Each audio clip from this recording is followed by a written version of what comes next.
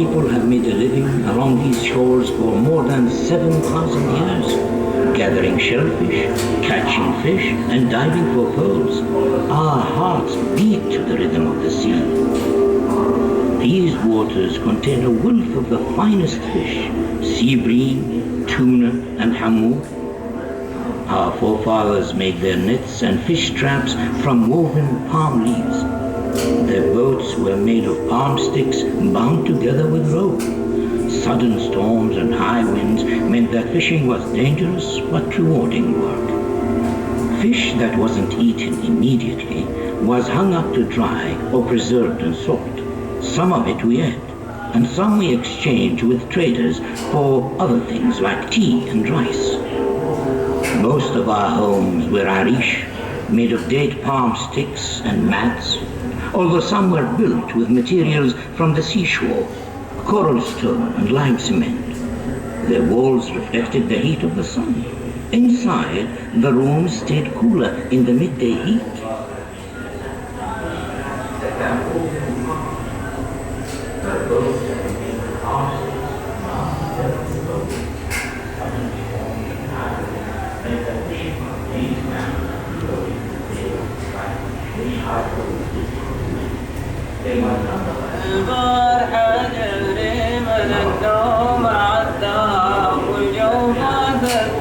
Camels hold a special place in our hearts. We honor these loyal and noble creatures which can endure the blazing desert heat for days without food or water. They are a vital source of meat and milk. Their dung is used as fuel. Their hair to weave tents, rugs and bags. Their leather to make straps and sandals. The camel is truly a gift of God, perfectly adapted to life in the desert.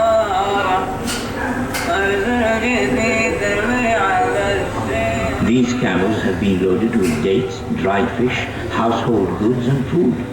They used to cover huge distances to reach the oases inland at Liwa and Al Ain, along routes that camels have traveled for generations. Camel trains carried wood, charcoal, food and fodder back and forth between the coast and the inland oases, bringing much needed supplies. They also transported whole families every year from the coast to the oases to escape the worst of the summer humidity.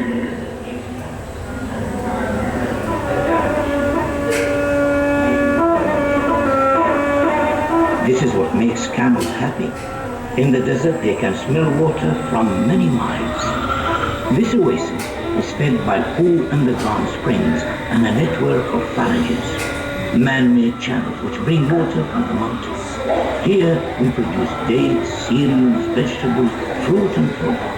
It's a kind of paradise, cool and tranquil. At night the birds settle in the shade of the trees and you have to keep a watchful eye for the snakes and scorpions.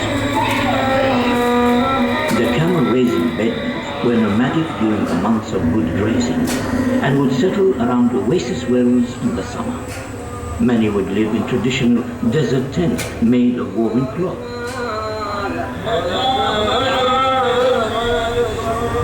These were furnished with rugs and divided into separate quarters for men and women. Here, in the food preparation area, women use cauldrons and bread-making pans to make a family meal. Next door, in the majlis, the men's quarters, the men would meet in the evening to talk and drink coffee.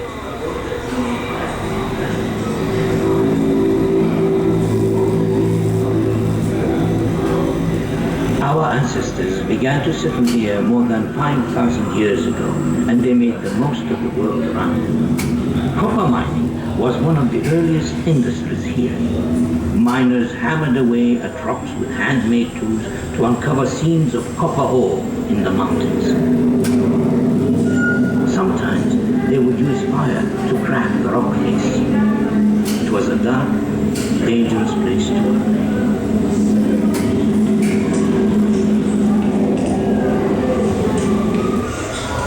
Once mined, the copper ore was heated to separate the copper from the ore, a process known as smelting.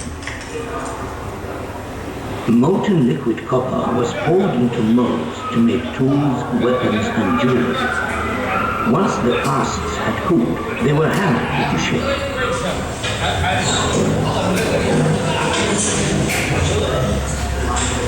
Settle down, please, children.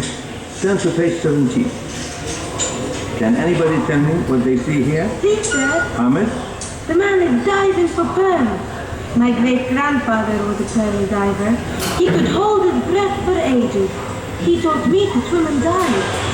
One day, I'd like to be a diver too.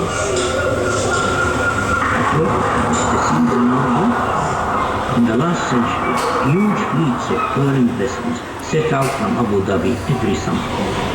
The departure of the fleet was a major event. Families left behind were anxious about their loved ones.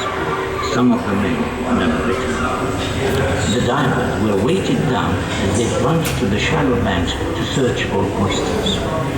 It was a dangerous job, with stinging jellyfish, sharp corals, and no breathing equipment. But a lucky diver might establish a family's fortune. To keep their spirits up, the Niham would chant to inspire the Kurds, leading them all in songs which marked each stage of their work.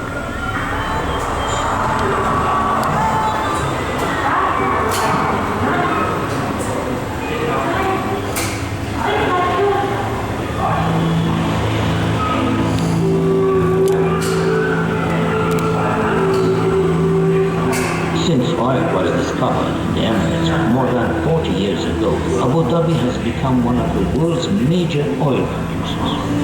Much of this oil comes from under the sea. A network of offshore drilling platforms taps into vast reserves. Abu Dhabi currently has around a sixth of the world's oil and gas.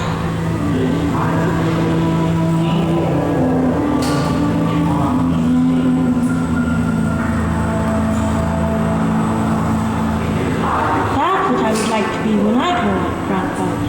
A diver. A bit like your father. The underwater pipelines are maintained by highly skilled commercial divers. They wear protective suits and dive to the seafloor to work on the pipes, moving through the murky waters amongst the fishes and creatures of the sea.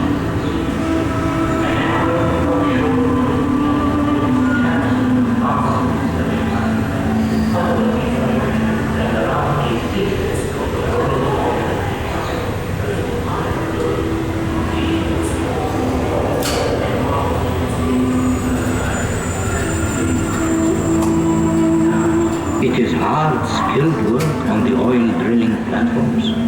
Highly trained men operate the drills, pumps, and other heavy machinery, extracting crude oil from beneath the seabed.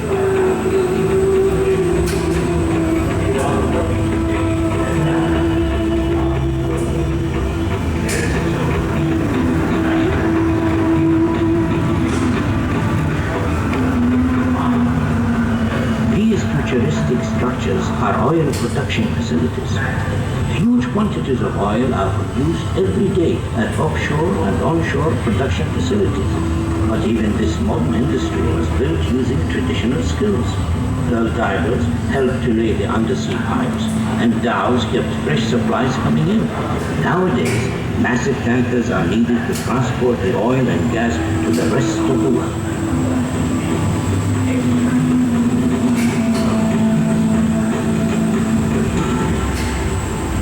Abu Dhabi today is an emirate to be proud of. There is so much to do in this dynamic, lively capital. Busy streets, shopping malls, markets, hotels, a fantastic waterfront, beautiful mosques, magnificent fountains and parks. In little over a generation, Abu Dhabi has been transformed into one of the great trading and business centers of the world. This is now a vibrant, cosmopolitan city with a proud heritage rooted in the traditions and values of its desert and sea-going origins.